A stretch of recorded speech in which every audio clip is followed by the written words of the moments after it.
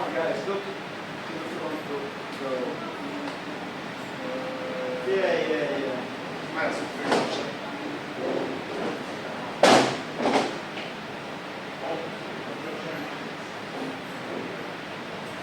You won't be able to listen to anything there. You know how it goes. Tuesday morning.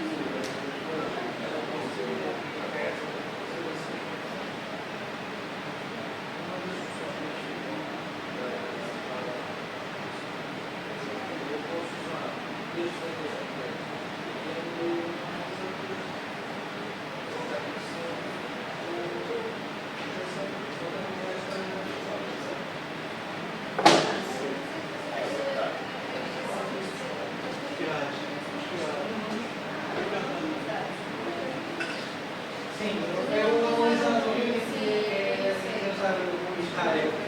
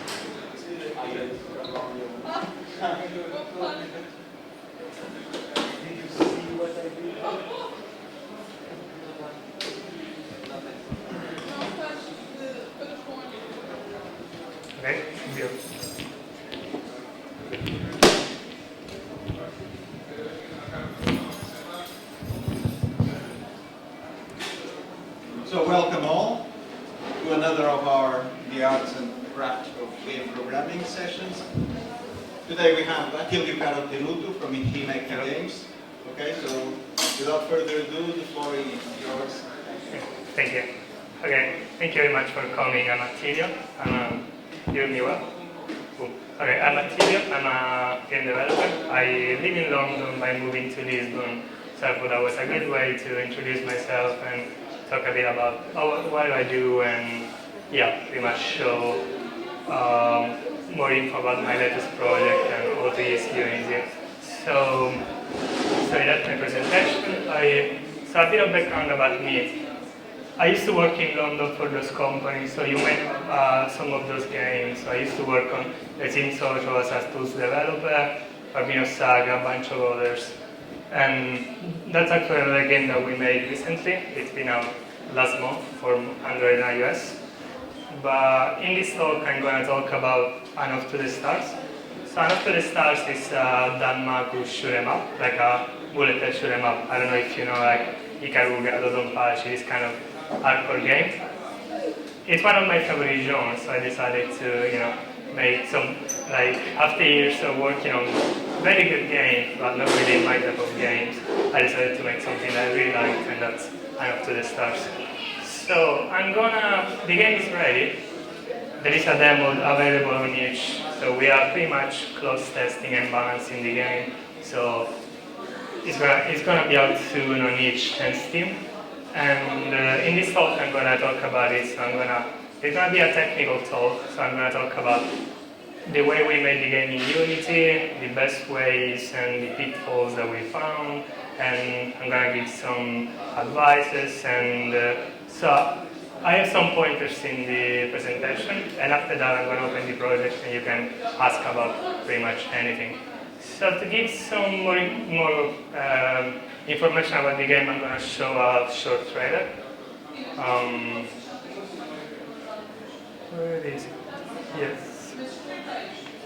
So that's the trailer you can find on the Steam page.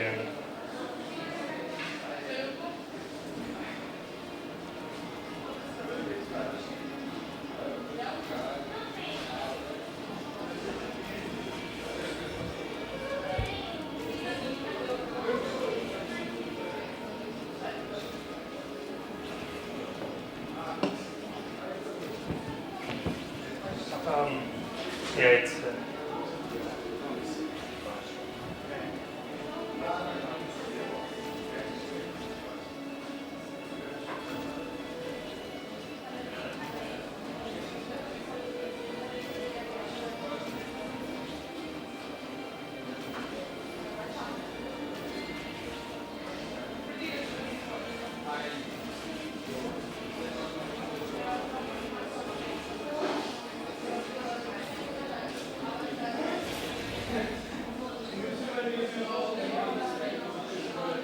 Yeah, that's the game, and that's the team that work on the game.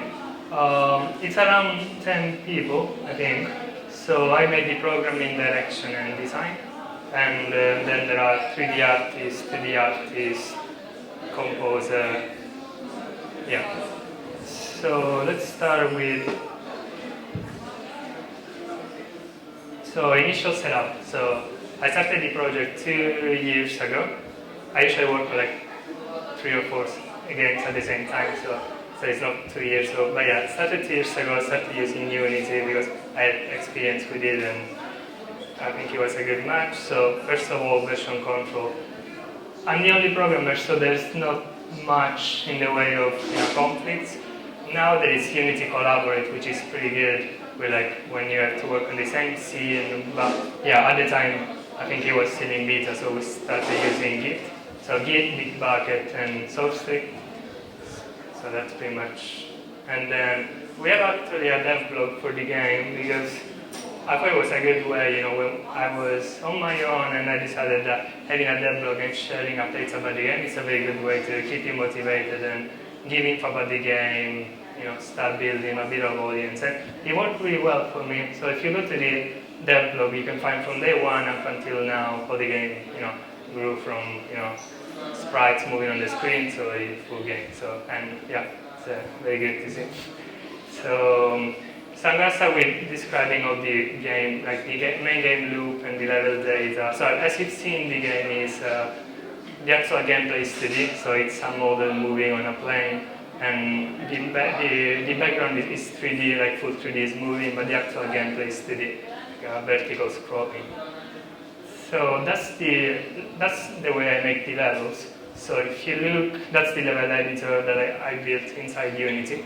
It's a custom scene, so I put markers and you see the background moving, but you're actually always in the same place. So the way the game works is there is actually a timeline.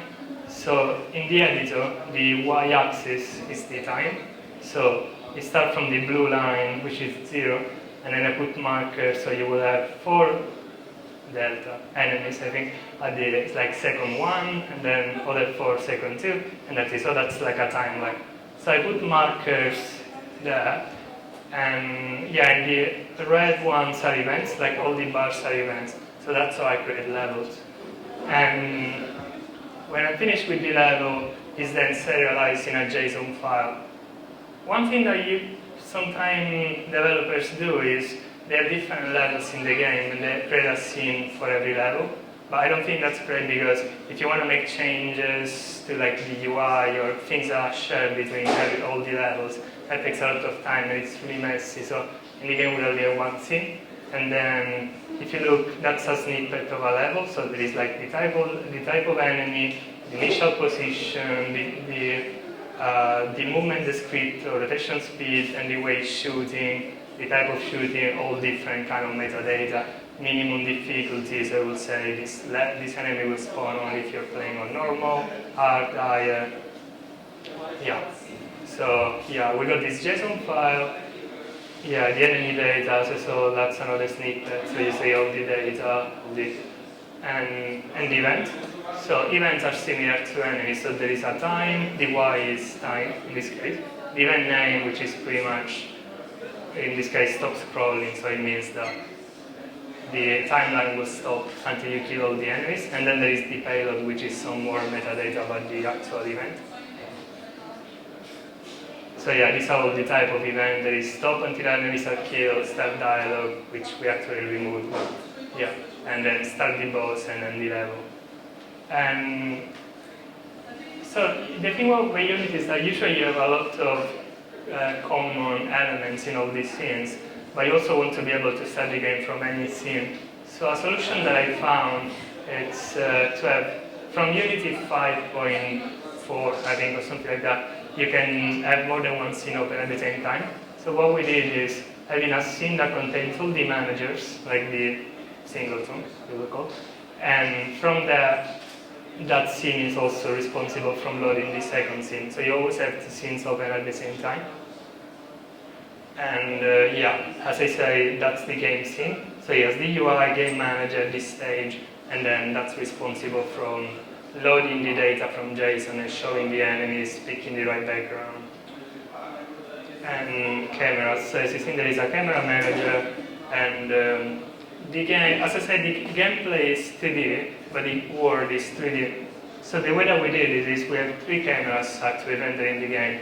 So the first camera is for gameplay, it's an orthographic one, so they are always on the same plane. And then there is a perspective camera that renders the background. So they're actually separated.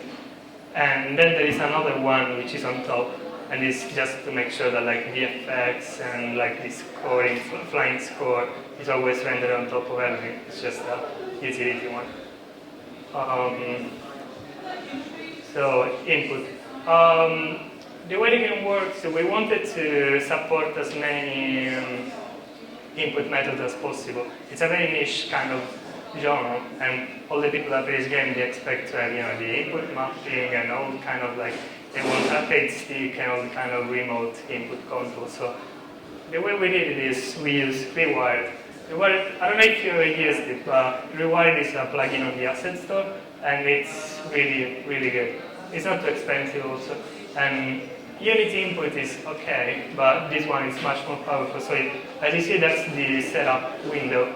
So you have like a huge list of joypad and input system that they're supported straight away. So I mean, you install it and you have all of them, and you can create actions, and then you can link the action to the different inputs, and yeah, and then you have players, and you can create setups and change the setups for each player. It's very powerful. I would recommend compared to the Unity one.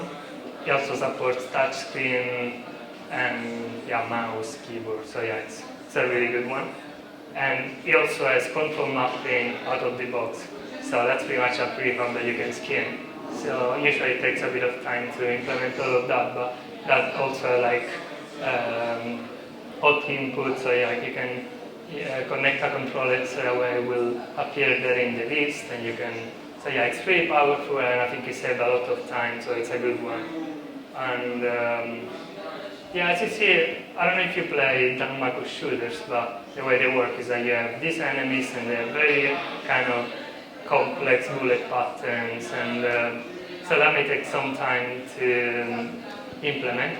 We actually been really lucky because when we started the project, there was someone else working on something similar, and they released on the Asset Store this Danmaku engine, and that saved, I would say, like at least 2 months, because they already had like a scripting system to create the bullet patterns and shooting and some more basic stuff. So it's I was very lucky, and so yeah, my recommendation would be every time you can try and look in the asset store. Because even if it sounds expensive, like I don't know, even like 50 or 100 euros, it's really not compared to where you will have to pay a programmer or do it yourself. So yeah, we were lucky in this, and the way it works is that's a bullet pattern. So that's kind of it's DMJSON, but it's really JSON. So you have a root, and then you have different kind of commands. So that would say, for example, repeat all the time, and then you have shoot, wait, and then shoot, wait. And I think that's the one that are rotating, like it's the circles rotating. So we don't hard-code anything, we just, and that's really good also because that's data, that's not, it's code, but then it gets compiled and it's data. So you can easily swap bullet patterns at runtime, and you can even download them. So if you want to make like a DLC, we can just put them in a server and download them as startup. So yeah, that's a really good one. And yes, so other things, pipeline, yes. So as you saw, the game is pretty simple, like from the art style. So it's all 3D. We use FDX from Blender or Maya, whatever they use. Initially, the artist was using Blender, and in Unity you can actually put blend files directly in Unity, but we found it doesn't work very well because you need Blender installed and you need the actual version that they use installed. So we're working with contractors, and yeah, they didn't have Blender, so we spent a lot of time trying to make them work. So I don't really recommend doing this. Like, the best way is just to export to FBX or any other format. And we actually don't have textures, so like that's one boss. But the colors are embedded in the vertices, so there are no textures, so the game is really light for this reason. And the poly count is also very low. So because we wanted to support as many platforms as possible and mobile, so like from a memory point of view, we're in a very good spot. Because as you can see, the geometries are really simple, the colors are really embedded, so yeah. And yeah, translations. I created a system to translate the game in different languages. So the way it works is you have this CSV file, and each column is a language, and then you have the key on the first column. So instead of hard-coding the text, or even putting like a text file with all these strings, you will use this, and in each text field you will give the key, and it will get the right language.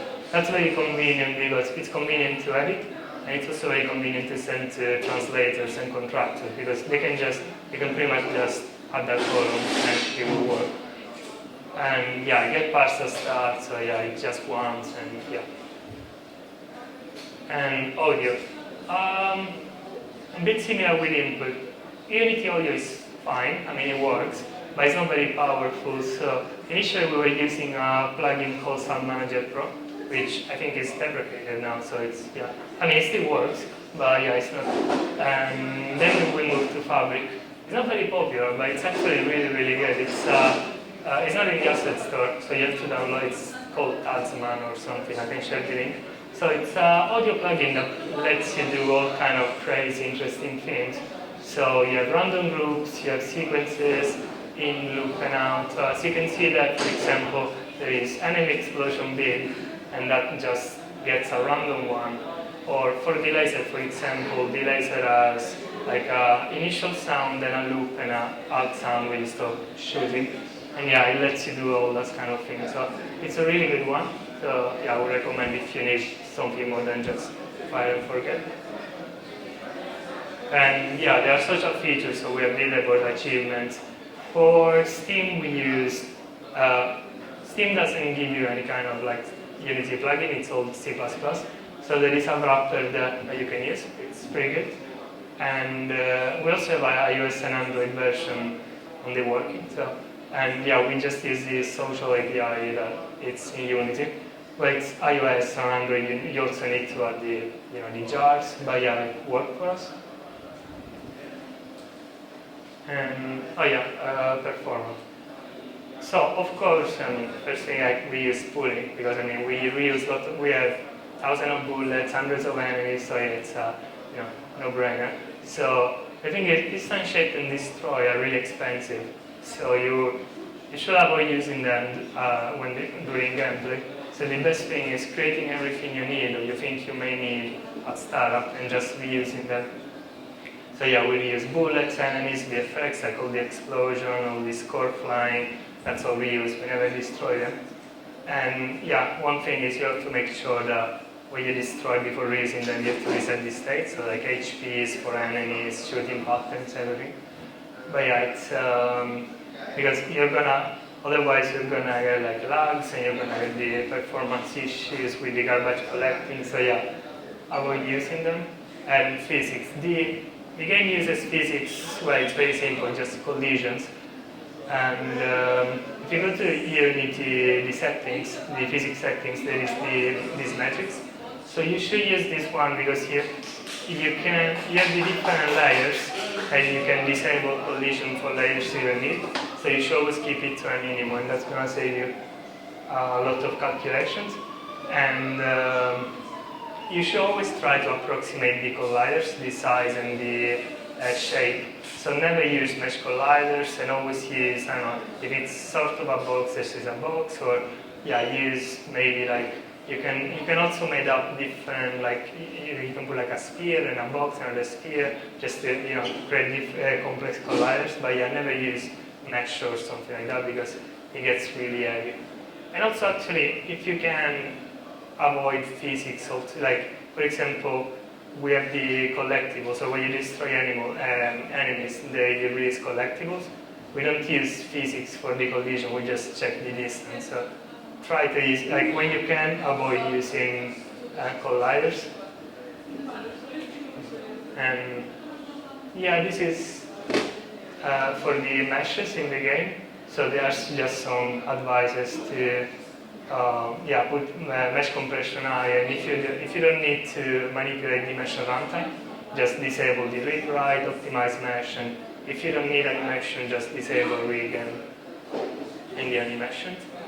And that's more for the build side. So we managed to reduce the game for like 200 megabytes, like from 400 to 200, just by changing these settings. So when you import textures in Unity, they usually have the highest size and they don't have any compression, and they have neat maps. Neat maps is pretty much it's pretty much for 3D games. Like, let's say you play Skyrim and you have something that is very far. So neat maps is generating different sizes of the texture. So like, you have a very high definition, very nice texture where you're close, but when you're very far, it's gonna use the 32 by 32 one. In this game, we don't need it because there's never kind of distance. So we disable. So if you don't need maps, you should always disable it because it's going to use a lot of memory because over each texture it's going to generate a lot of copies. And compression and max size, you should always.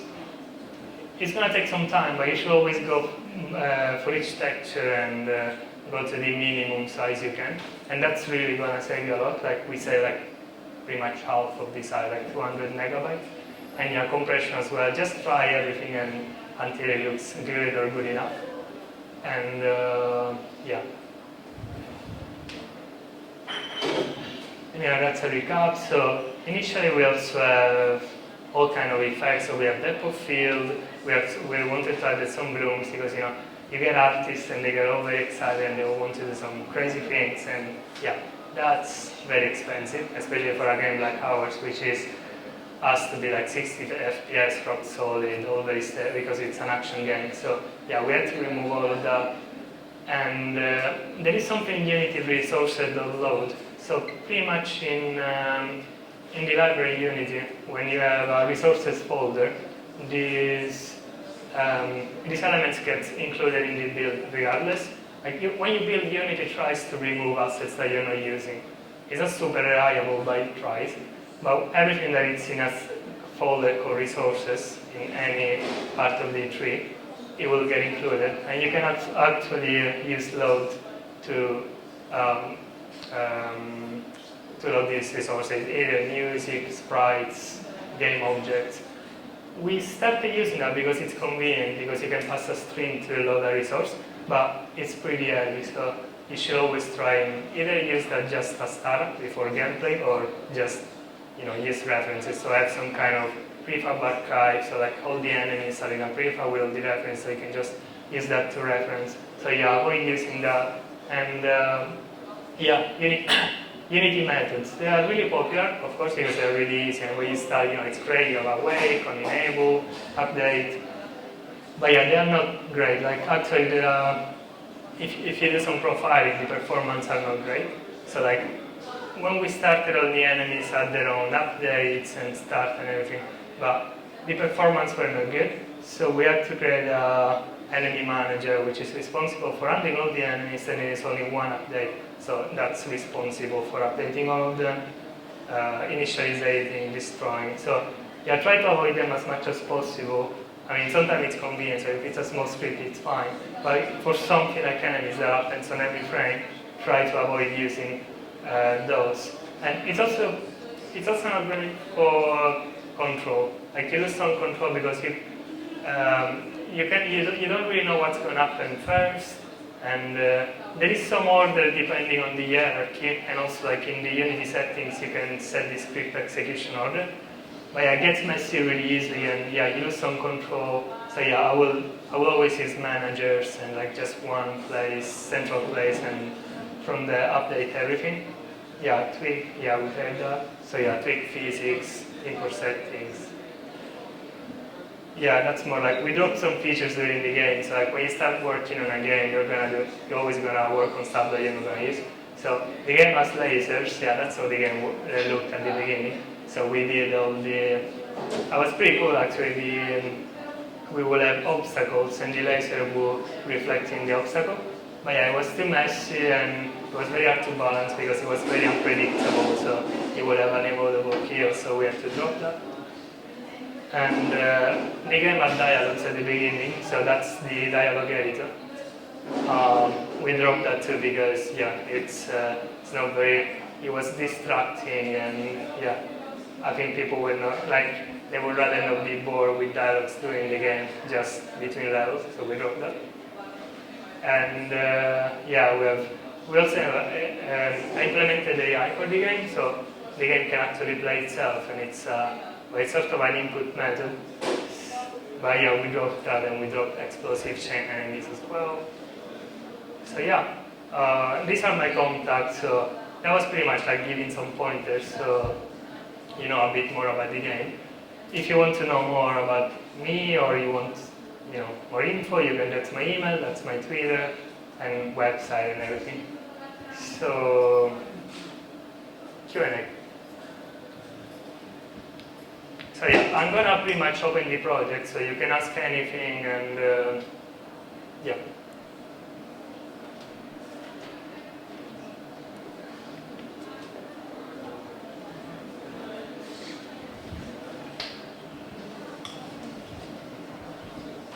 Hello. Thank you for the awesome tips in building the projects with Unity. You talked about avoiding mesh colliders, going always for primitive objects. But if you need, like for example, a mesh collider that resembles a box but is not actually a box, so you'll have only 8 vertices, so it will function as a box. Is it okay, or were you talking about mesh colliders with too much vertices? Yeah, I mean, of course, depending on the number of vertices, the performance will impact the performance. So if it's few vertices, it should be fine. But like, what I mean is, if you don't really need like very precise collisions, it's always better to approximate. So like if you have this arm, it would be like 1,000 of vertices, but instead you just use a box, and it's going to be pretty much the same. Another thing you can do is, if you really want the collision with a mesh, you can pretty much put a box around it. So you use the collision check with that box, and only if you're colliding with that box, then you check the collision with the mesh. So that's kind of a 2 steps. So you avoid useless collisions because you're sure that it's not colliding. But yeah, it's always a trade-off between accuracy and performance. So, but if it doesn't have too many vertices, should be fine. But yeah, my advice would be always to use primitives, like capsules, box, spheres.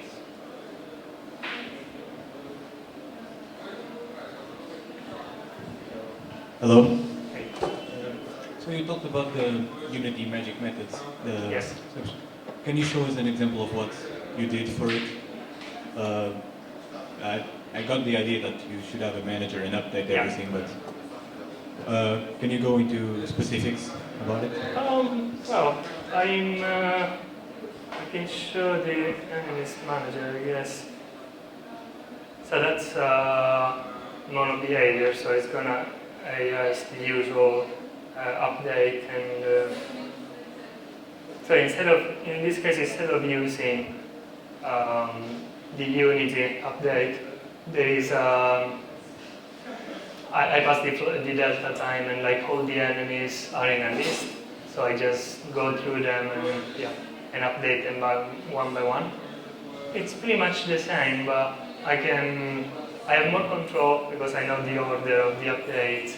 I can also, like, for example, if you post the game, well, I mean, sometimes some games they just set delta, the time scale to 0. But in some other games you don't want to do that. So, like, for example, if you need to post the game, you can pretty much just put one, like, if it's post, not update. But if you're using the Unity methods, you have to do that manually. So yeah, that's because that the Unity methods, what they do is pretty much when they start, they get added to a list in Unity, and it's so like performance-wise, it's not really good. You can do some profiling if you want, and you're going to see that the profiling in Unity is actually pretty good. We use quite a lot. So I don't know if you. Yeah. So yeah, you can use this one where you run the game and compare. But yeah, if you can, you should always try to group them, and yeah. Thank you.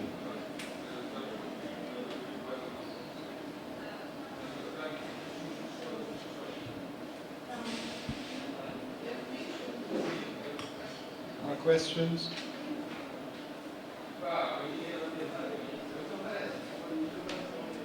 About the destroy command. Yes. How would you implement it so I'm not, because in our game we're destroying a lot of units, how would you go about destroying a lot of things within the actual update loop without actually using destroy all the time? So what we do in the game, we don't actually destroy pretty much anything, we just disable them. So we disable the game object because we know it's going to be reused. So it's going to stay in memory. So it's of course you're going to use some more memory, but it's fixed. So you're not going to have the jumps in the frame rate. So what we do is we create all the objects at the start, and we just keep them reusing them, disable and enabling all the time. I don't know, it depends on your game. If you think you're going to reuse them, or you're going to just, like, I don't know, like, I haven't seen the game, but like, yeah. Oh, it's like a strategy game, so there's like multiple enemy units, and there's different types. So. Well, I guess in that case you may reuse them, because you're going to recreate them, so it's better to just put them in a pool and just disable them, and then when you need them, just, worst case scenario, they just stay in memory and they were there already, so it's going to be stable, because even if you don't need them, destroying is going to give you some kind of performance. You're going to see some spikes because it's going to clean up and destroy and clean the memory, so it's better to keep them, especially if you need them.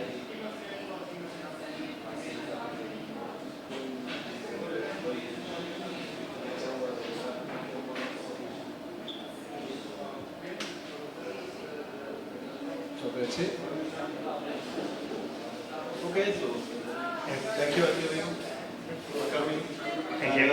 I suppose you can join Attilio here and ask for a few more questions. Yeah, Closer to the game. So thanks for coming.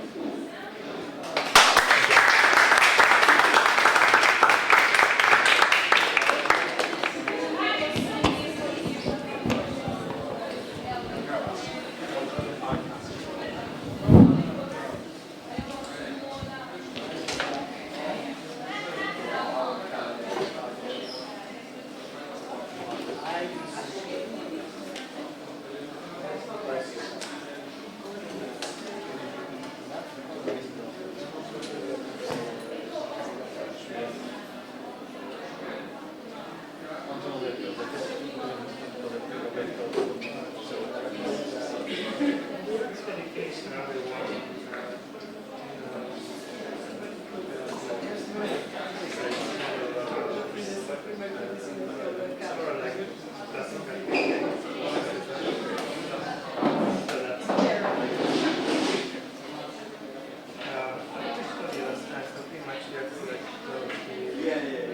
So we released this one. So we're gonna see how it goes. And the other game is testing with that testing about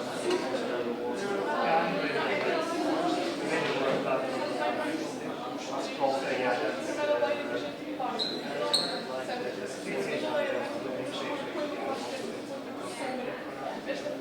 oh yeah, I should start. Okay. I don't know actually. No, because I don't have my eyes. But you can download it. Yeah, it's available.